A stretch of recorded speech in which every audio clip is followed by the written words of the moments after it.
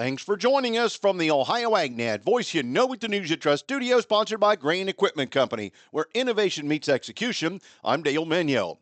Well, all sheep and lamb inventory in Ohio, January 1, was for 145,000 head, up 2,000 head from a year ago. That according to Ben Torrance, state statistician, USDA's NAS Ohio field office. Breeding sheep inventory was 115,000 head.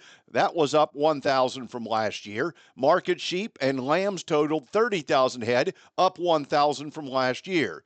Now, the 2024 Ohio lamb crop was 104,000 head, up 1,000 from the previous year. The number of sheep and lambs shorn in Ohio was 83,000 head, unchanged from the previous year. Ohio's shorn wool production in 2024 was 500,000 pounds, unchanged from last year. The average price paid for wool in Ohio was 50 cents per pound, down 5 cents from last year. The total value of wool was $250,000, down $25,000 from a year ago. As of January 1, 2025, there were 11,500 milk goats in Ohio, up 1,000 from last year. The Ohio meat and other goat inventory was 50,000 head, unchanged from last year's inventory. All sheep and lambs inventory in the U.S. totaled 5.05 million head, up slightly from last year. The breeding sheep inventory at 3.68 million head, increased slightly from January of a year ago. Ewes 1 year old and older were at 2.88 million head, slightly above last year. Market sheep and lambs January 1, 2025 totaled 1.37 million head, up 1% from last year. Shorn wool production in the United States totaled 22.5 million pounds, down 1%. Sheep and lambs shorn were 3.17 million head, down 2%.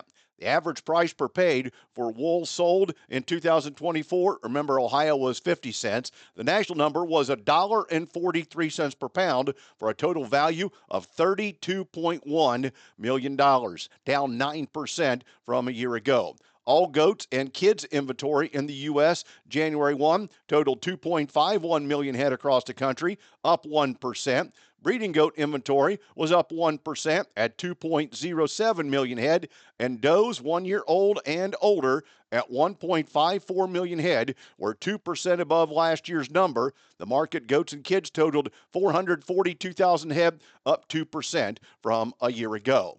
Today's weather brought to you by Seed Consultants. Simply better performance online at seedconsultants.com. Here's the forecast. We've got a little moisture trying to head toward Ohio. I'm Chief Meteorologist Ryan Martin. Let's take a look at your forecast update. It's not right away. I think your Wednesday here starts with some sunshine, with clouds increasing this afternoon.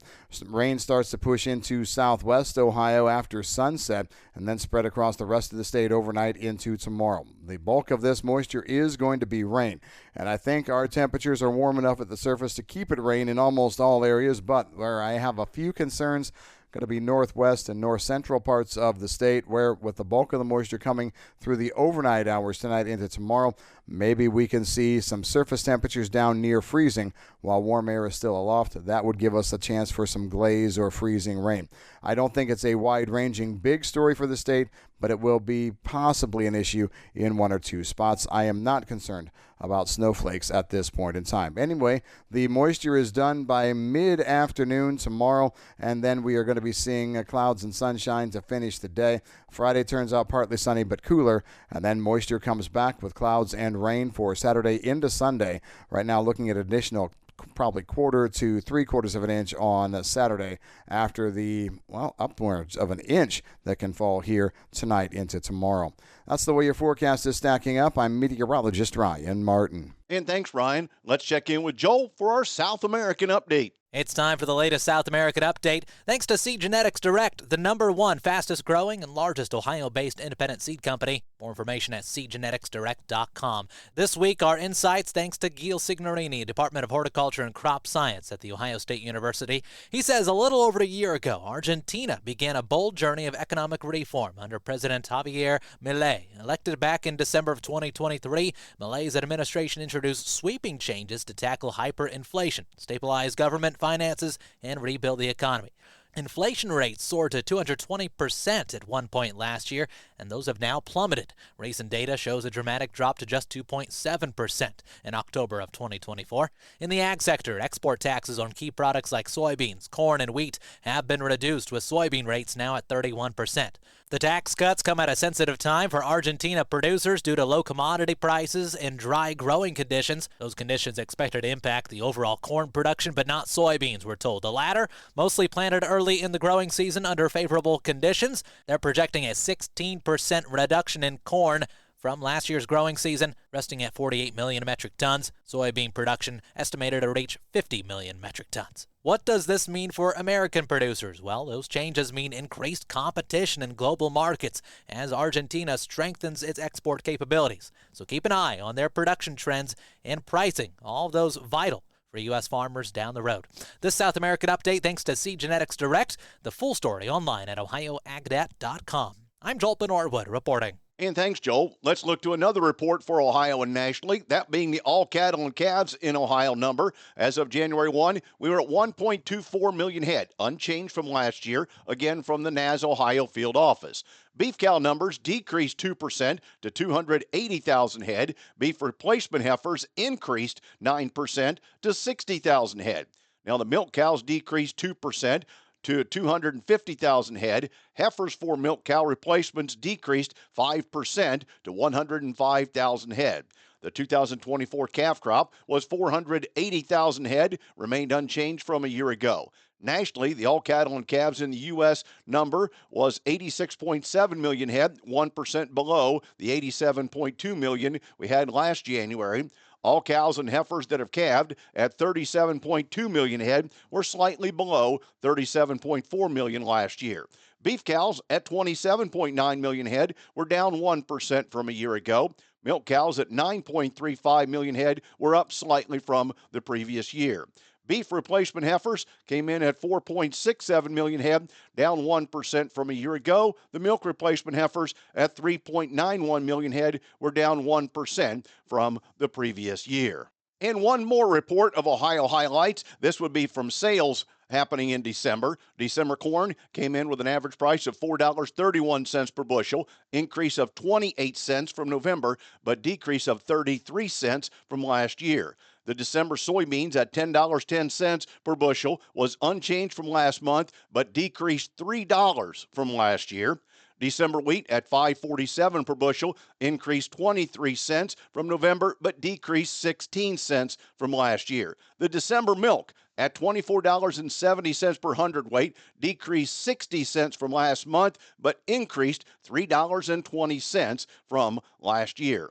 Now, nationally, the December prices received index for comparing that to 2011 at 126.5 was an increase of 5.3% from November and 12% from December of a year ago. At 92.7, the crop production index was down 1.8% from last month and 8.7% from the previous year. The livestock production index at 172.1 increased 8.3% from November and 33% from December last year. Producers received higher prices during December for market eggs, corn, broilers, and calves, but lower prices for lettuce, milk, hogs, and broccoli. In addition to the prices, the volume change of commodities marketed also influences the indexes. In December, there was an increase in the monthly movement for market eggs, broilers, milk, and oranges, and decreased the marketing of corn, grapes, soybeans, and calves. Back with more after this. Did you know that soybeans are the secret sauce behind Ohio's booming poultry farms? Each year, poultry consume a whopping 937 million bushels of soybean meal nationwide. This high-protein powerhouse keeps chickens and turkeys thriving, making Ohio number 2 in egg production and number 9 in turkey farming. From farm to table, soybeans power the farms that feed families. Brought to you by Ohio soybean farmers and their checkoff. Attention Ohio businesses. Join the Ohio Bureau of Workers' Compensation for the 2025 Ohio Safety Congress and Expo, April 16th through the 18th at the Greater Columbus Convention Center. Connect with industry experts, have hands-on training sessions, explore cutting-edge safety solutions with over 300 exhibitors. Whether you're looking to reduce risks, enhance productivity, or build a stronger safety culture, the Ohio Safety Congress is for you. Register at www.ohiosafetycongress.com. It's free. Today's market analysis is brought to you by the Louis Dreyfus Company. Excited to be building the newest state-of-the-art soybean crush facility in Upper Sandusky, Ohio. For information on soybean marketing to LDC, call them at 574-566-2113. With the analysis, here's Ryan Martin.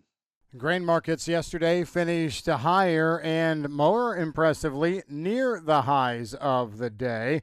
Livestock markets started off okay, but the live cattle fell apart again. It looks like we are definitely put the big cattle numbers behind us a little bit. All right, to the grain markets here.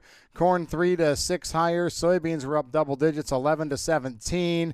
We saw wheat up double digits in Chicago, up 6 to 9 in Kansas City and Minneapolis. Yesterday featured a fairly significant amount of speculative inflow into the Board of Trade. Yesterday, the big stories were China and their retaliation on tariffs out of the U.S., but yet it was also a non-story. China levied returns against or retaliatory tariffs against specific companies and called Google into the crosshairs, but China does not really want to touch anything ag-related. It would not do them much good. Now, there's not likely that a deal comes for a little while with China because they are still dealing with the Lunar New Year holiday. President Trump and President Xi did talk late yesterday afternoon. We'll see what happens here as we go forward. We still have 3 days of trade this week. It's been an interesting week so far. We have more. Brokers report that new fund money came into the Board of Trade, with corn pushing back near its high. The return of new investment is based on the expectation that tariffs will return inflationary pressures. Funds are back to adding to their net longs on corn, and we're going to be talking about some fairly significant net long positioning here very, very soon. Flash reported sales yesterday, 132,000 contracts of corn, or tons rather, of corn to South Korea for the 24-25 crop year. And we're actually seeing out of South America that maybe Paraná is 23% harvested on soybeans compared to 25% last year. Why is that important? Well, remember, we're continuing to hear of delays with a Brazilian harvest. I'm not sure those are real. I'm Ryan Martin. And thanks, Ryan. I'll have the overnight figures at the open after this. Morton Buildings is holding their annual Building Value Days sales event, running now until the end of February. If you are looking to build, now's the time to lock in your building project and save. Join them for their open house Friday, February 21st, 8 a.m. to 5 p.m., and Saturday, February 22nd, 8 a.m. to 1 p.m. at one of their Ohio construction centers, Caldwell, Kenton, Wilmington, or Worcester. For more information and to find your local office, visit mortonbuildings.com. Certain restrictions may apply. This offer is available on select building styles. Contact your local construction center for more details.